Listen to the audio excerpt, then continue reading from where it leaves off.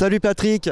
Salut, comment vas-tu? Ça va bien et ça fait toujours extrêmement plaisir de te retrouver pour plusieurs raisons. La première, c'est que tu es aussi un amateur de chapeau et ça fait extrêmement plaisir. Et la deuxième, c'est que comme chaque année, il y a la ruche, ce festival dans le festival qui prend de plus en plus d'importance et qui réserve chaque année son lot de surprises. Cette année, on fait place au Paumé Magnifique.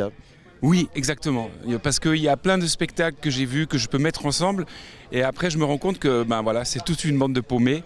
Et puis, il y a aussi des spectacles où peut-être qu'à la fin, le public se retrouve aussi paumé et magnifique.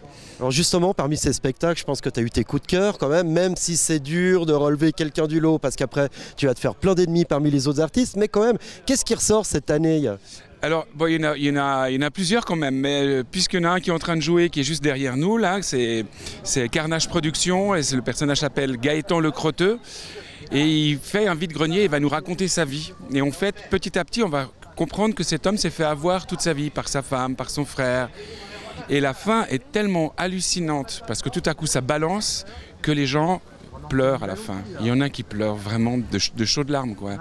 Et lui me racontait que certaines fois, il se retrouve avec des gens qui ne peuvent plus s'arrêter de pleurer. Et il suppose que ce sont des gens qui se sont reconnus à travers lui. Voilà. Ouais, on pleure, mais on ne peut pas s'empêcher d'avoir le sourire. Et notamment en pensant à cet autre artiste, cet autre paumé magnifique qu'on a eu lors de la présentation du Paléo Festival, la conférence de presse d'ouverture, ce fameux rocker qui nous a joué 2 morceaux d'anthologie. Oui, effectivement, c'est la compagnie de l'autre, Alexis Del Mastro. Et puis, il monte sur scène pour faire 12 chansons ou 19 chansons, je ne sais plus exactement combien, mais rapidement, on va s'apercevoir qu'il ne va en chanter aucune. Et puis, il est un peu maladroit, enfin, il est même terriblement maladroit. Et donc, il va se passer des choses qui vont faire qu'il ne peut plus utiliser ses guitares. Voilà. Et puis allez, on cite un 3e spectacle qui paraît-il est magnifique, c'est La Cuisine qui est juste derrière nous. Ouais, La Cuisinière, ouais. Oui, celui-là, il est assez fou, on dirait vraiment un cartoon, on a l'impression d'être à l'intérieur d'un film. Et ça explose de partout, ça finit vraiment déjanté, alors que ça a commencé tout calmement. Et c'est autour d'une recette qu'une jeune femme des années 50, après avoir découvert la nouvelle cuisine qu'elle a reçue, va faire à son mari. Mais tout va tourner en catastrophe. Alors ce qui est fou, c'est que chaque année, tu arrives à renouveler tant les artistes que cette année, par exemple, la Déco, tu as fait appel à une nouvelle troupe. Alors oui, en fait, l'ancienne équipe qui était suisse, qui venait de Corzo, là où j'habite en plus, a décidé que qu'elle avait fait 12 ans et puis que voilà, ça tournait un peu en rond. Puis en plus, la responsable de l'ex-déco, elle est régisseuse générale maintenant ici. Donc avoir les 2 tâches, c'était trop lourd. Et l'année passée, on a eu un spectacle de Titanos, c'est une compagnie de Nancy, qui jouait Ouroboros. C'était un manège circulaire comme ça, mais tellement bien réalisé, tellement bien fait qu'on est allé les voir à Nancy. On a discuté avec eux, ils ont un festival qui s'appelle le Michto, qui est au mois d'octobre, et ils font des constructions hallucinantes.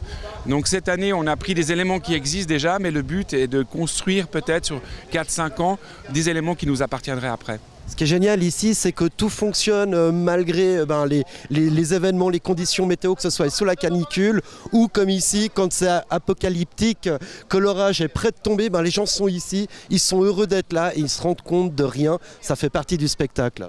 Effectivement, mais bon, je pense qu'ils se rendent compte quand même des fois, parce que je sais que l'autre soir à Vevey pour la fête des vignerons, parce que ma femme y participe, ma fille, ma belle-mère, il y avait quand même des gens qui partaient avant qu'ils évacuent. Il y en a quand même qui sont conscients qu'il y a quand même des dangers quand la météo peut être comme ça improbable. Et en termes d'improbabilité, justement, est-ce que tu as une petite anecdote, une petite histoire qui pourrait un peu illustrer l'état d'esprit de la ruche dans ce Paléo 2019 ? J'en ai une qui est arrivée il n'y a pas très longtemps, c'est la compagnie, la Fausse Compagnie, qui fait la Sonothèque Nomade.